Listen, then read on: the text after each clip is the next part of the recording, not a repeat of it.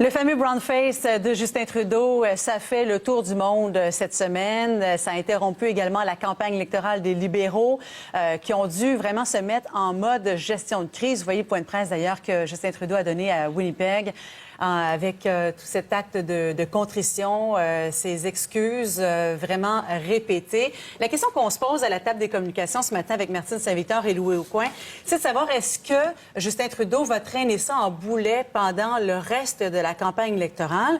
Je vais vous montrer d'ailleurs des affiches électorales de Justin Trudeau dans sa propre circonscription qui ont été vandalisées aussi au cours des derniers jours. Donc, on a vraiment fait un brown face sur l'affiche électorale de Justin Trudeau. Est-ce que ça va coller, ça, Louis? Et normalement, c'est une chose qui ne devrait pas coller, mais en ce moment, en fait, la question va être résolue la semaine prochaine. Normalement, c'est une bonne gestion de crise qui a été faite. Donc, on a répondu tout de suite. On est allé à la fin de l'affaire. Justin Trudeau s'est excusé, donc enlevé des munitions à ses adversaires rapidement. Mais c'est une histoire tellement abracadabrante, cette histoire-là. Monsieur multiculturalisme qui se peint le visage en foncé. Donc, c'est tellement abracadabrant qu'à la fin, on arrive à une histoire qu'on a envie d'entendre, qu'on a envie de critiquer, etc. Donc, ça colle, oui, ça colle encore aujourd'hui dans les quotidiens, particulièrement au Canada. C'est la une, ça continue. Mais Justin Trudeau a fait tout ce qu'il fallait faire en termes de gestion de crise et à un moment donné, ça va payer parce que je pense qu'on va devoir passer à autre chose parce que le sujet va être épuisé. Donc, nécessairement. À moins qu'il y ait d'autres photos quand même. Oui, c'est ça pourrait relancer oui, ça, c'est une autre histoire. Oui. Justin Trudeau a fait une annonce quand même sur les armes à feu hier en essayant. J'imagine que c'était un peu ça la stratégie aussi de changer le sujet. Martine, est-ce que vous avez vu ça comme ça aussi? Bien, en fait, je pense que c'est l'éléphant qui va être dans la pièce jusqu'au 21 octobre. Et effectivement, la gestion de crise a été très réussie. Oui. Les excuses ont été très réussies. On a pardonné à Justin Trudeau. On passe à d'autres choses. On devrait, sauf que... Qui a pardonné à Justin Trudeau? Comment vous voyez ça? Moi, je pense que les groupes ciblés ont pardonné Justin Trudeau. Et, soyons honnêtes, c'est les groupes qui comptent pour l'instant. C'est l'acceptation qui compte pour l'instant. La Ligue des Noirs, par exemple, qui a dit même Justin Trudeau n'avait pas à s'excuser. Entre autres, bon, en fait, que ce soit la variation du message, pour moi, n'est pas vraiment importante. Je pense que le message final, c'est que on passe à d'autres choses. Les excuses ont été acceptées. Maintenant, l'éléphant de cette pièce continue d'être nourri par, comme Louis le mentionne, des éditoriaux.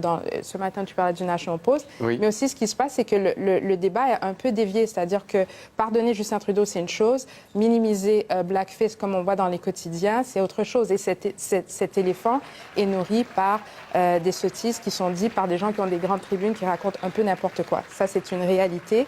Et c'est pour ça que ce problème ne sera pas réglé dans le cycle de nouvelles de 72 heures. Donc, ce que je comprends, c'est qu'il y a des dommages qui ont été faits à l'image de Justin Trudeau qui pourraient ressurgir aussi en cours de campagne si, par exemple, il y avait d'autres éléments. J'aimerais ça rapidement qu'on fasse le tour des autres partis. Est-ce qu'il y en a qui ont gagné ou perdu des points dans leur façon de réagir, Louis? Bien, je pense qu'au Québec, Yves-François Blanchet a fait un excellent travail dans sa critique. Il a été très dur, mais quand même, je ne sais pas si on avait l'extrait, on pourrait l'entendre. On va l'écouter, oui.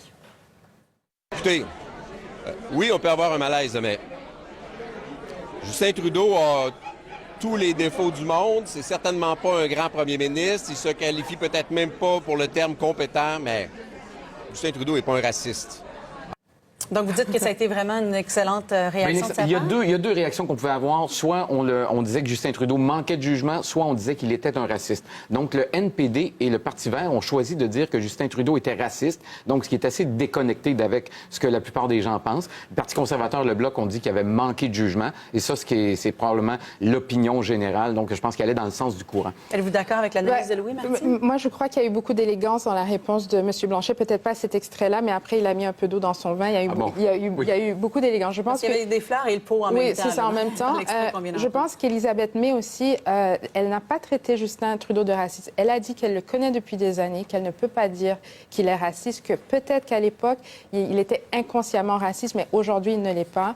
Pour moi, la star de la semaine, c'est Jagmeet Singh, qui, premièrement, est ciblé par le blackface, donc qui a montré une grande sensibilité et qui s'est montré, je trouve, en homme d'État qui a pu adresser les personnes qui ont pu se sentir blessées.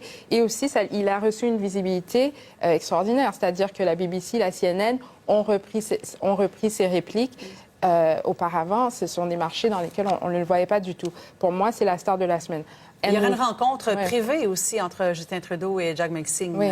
très, très prochainement. Oui, qui aurait semble-t-il. dû être faite dès le lendemain, je pense. Mais pour moi, ces trois chefs ont montré une grande élégance. Et pour Andrew Scheer, il faudra repasser parce que je crois qu'il a manqué d'authenticité. Il n'y a personne qui peut dire que c'est le représentant de l'inclusion, la diversité, alors que c'est pas à lui à demander des comptes à qui que ce soit. En tout cas, ça a été une semaine mouvementée dans cette campagne électorale. En ce jour 11, Justin Trudeau et Andrew Scheer prennent un petit peu de repos aujourd'hui pour relancer dès demain.